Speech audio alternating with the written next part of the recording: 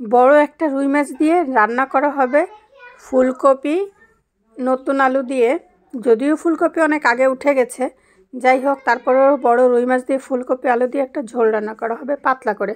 চলে আসলাম রান্নাঘরে এসে গাটাকে গরম করে নিতে হবে, কারণ আজকে না সূর্য মামার কোনো দেখা সাক্ষাৎ নেই।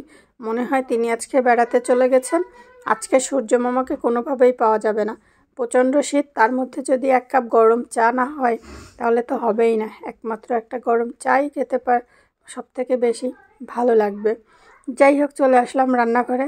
এই যে প্রথমে যেভাবে রান্না করি, আগে আমরা পেঁয়াজ আর রসুনটাকে কুচি কুচি করে কেটে নিয়ে সেটাকে ভাজা করে ফেলেছি। এই যে দেখেন কত আদা রসুন মশলা বেটে নিলাম। এবার হচ্ছে মাছটাকে সুন্দর করে ভেজে নেব, কারণ আমরা সব তরকারিতেই মাছটাকে ভেজে রান্না করি। মাছ ভেজে রান্না না করলে আমাদের কাছে মজাই লাগে না।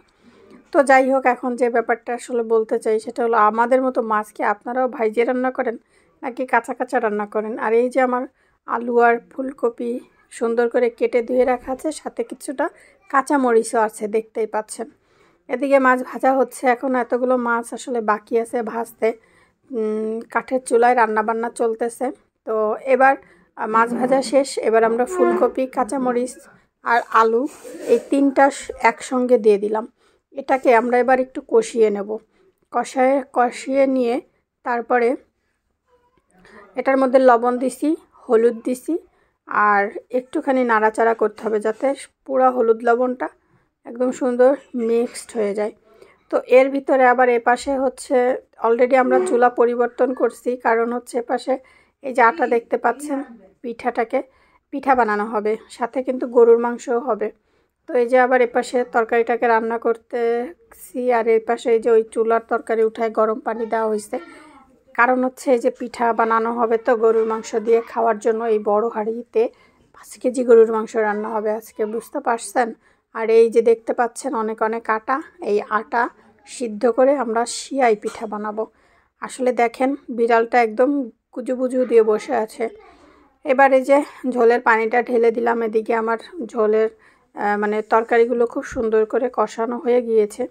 এখন আমি ঝোলের পানিটাকে দিয়ে তারপরে হচ্ছে ঝোলের পানি দিয়ে একটু জাল ওঠার আগ পর্যন্ত অপেক্ষা করতে হবে, ঠিক আছে?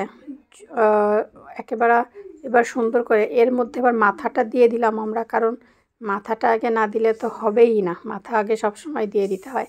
এবার উপর থেকে একটু মাছ দিয়ে দিলাম। মাছটাকে দিয়ে আরেকটু আমরা অপেক্ষা করব মাছগুলো যাতে হয়, এজন্য আরেকটু ভালো করে হওয়ার জন্য মাছটাকে সুন্দর করে দিয়ে নাড়াচাড়া করে দিয়ে একদম কড়াই ভর্তি হয়ে গিয়েছে, দেখতে পাচ্ছেন।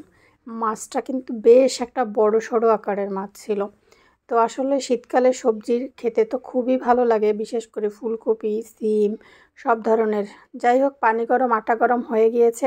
এপাশে যে মাংস অলরেডি হচ্ছে, আর এপাশে হচ্ছে এই যে ফুলকপিটা হচ্ছে আর কি। ফুলকপির মধ্যে এবার আমরা যে ঝোলের ভিতরে ওই যে পেঁয়াজ রসুন বেটে রেখেছিলাম সে বাটা মশলাটা দিয়ে দিলাম, একটু ধনিয়া পাতা দিয়ে এই যে আমাদের মূলত আজকের মতোই তরকারিটা রান্না শেষ। দেখছেন মাথাটা কত বড়, আমাকে বলতেছে কে খাবে মাথা।